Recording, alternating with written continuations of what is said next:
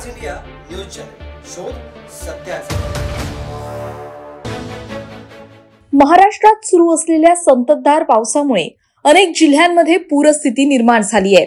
या नैसर्गिक आपत्तीमुळे जनजीवन पूर्णपणे विस्कळीत झालं असून विशेषतः मराठवाडा आणि उत्तर महाराष्ट्रातील जिल्ह्यांना याचा मोठा फटका बसलाय। अतिवृष्टीमुळे शेतीचं प्रचंड नुकसान झालंय। यामुळे शेतकऱ्यांच्या हातातोंडाशी आलेला घास हिरावला गेलाय।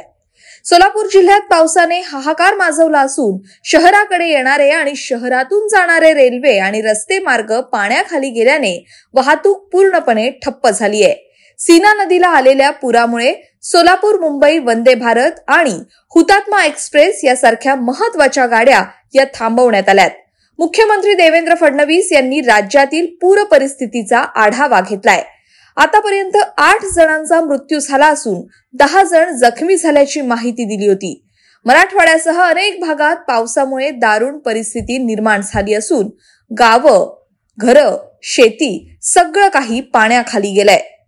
अतिवृष्टीमुळे लोकांना राहायला जागा नाहीये, घालायला कोरडे कपडे नाहीयेत आणि पोटात अन्नाचा कणही नसून मोठं नुकसान झालंय। पूरस्थितीमुळे उद्भवलेल्या संकटानंतर सरकारने जनतेला दिलासा देत मदतीचं आश्वासन दिलंय। याच पार्श्वभूमीवर बुधवारी मुख्यमंत्री देवेंद्र फडणवीस, उपमुख्यमंत्री अजित पवार यांनी नुकसानग्रस्त भागात दौरे सुरू केलेत। मोठ्या प्रमाणात नुकसान झालेलं आहे।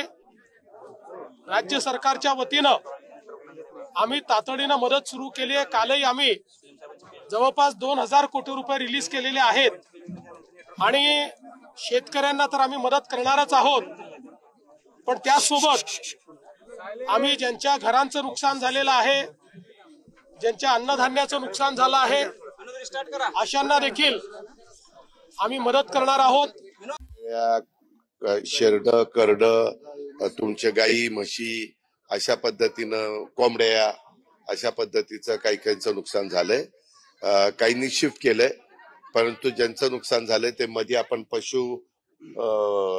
आमच्या पशुधन डिपार्टमेंटच्या वतीनं आपण त्यांना नोंद केलेली आहे। त्या पद्धतीनं त्या टॅगिंग कानाला वगैरे असं केलेलं आहे। त्याच्यातनं माझं एवढंच म्हणणं आहे की ज्याचं नुकसान झालंय त्याला मदत झाली पाहिजे, फक्त त्याच्यातनं कुठला गैरफायदा कोणी घेऊ नये। सोलापूर आणि लातूर या 2 जिल्ह्यांचा पाहणी दौरा मुख्यमंत्र्यांकडून करण्यात आलेला आहे। एकीकडे राज्याच्या मुख्यमंत्री, उपमुख्यमंत्री, कृषी मंत्री यांच्यासह अनेक मंत्री दौऱ्यावर असून प्रत्येकाकडून पूरग्रस्तांना आश्वासनं दिली जात आहेत, तर एकीकडे तिजोरीमध्ये पैसा नसल्याचं विरोधकांकडून सांगण्यात येत आहे। अशातच उपेक्षित असलेल्या पूरग्रस्तांना वेळेवर मदत मिळेल की नाही याची चर्चा राजकीय वर्तुळात आहे। 1 महिन्यावर दिवाळी आहे, ती शेतकऱ्यांची उजेडात जाते की अंधारात हे आता लवकरच दिसून येणार आहे। 15 कोटीचं पॅकेज सरकारने जाहीर केलं। मराठवाड्यातली साधारण 70 लाख एकर जमीन पिकं वाहून गेली। त्या जमिनीवरती 70 लाख एकर जमिनीवरची पिकं उद्ध्वस्त झालेली आहेत। 70 लाख एकर जमिनीवरची पिकं उद्ध्वस्त झालेली आहेत। शेतकऱ्यांची घरं, पशुधन हे नष्ट झालेलं आहे। साधारण 36 लाख शेतकऱ्यांना हा फटका बसलेला आहे। 36 लाख शेतकरी। आता या 36 लाख शेतकऱ्यांना त्यांचं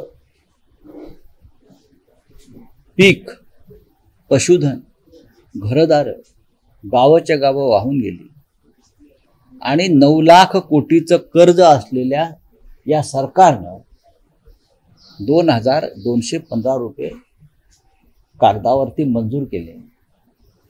शिवसेना पक्षप्रमुख उद्धव ठाकरे यांनी काल केंद्र सरकारकडून 10,000 कोटीची मागणी केली। केंद्र सरकार ती मिळाल्याशिवाय मराठवाडा पुन्हा उभा राहणार नाही।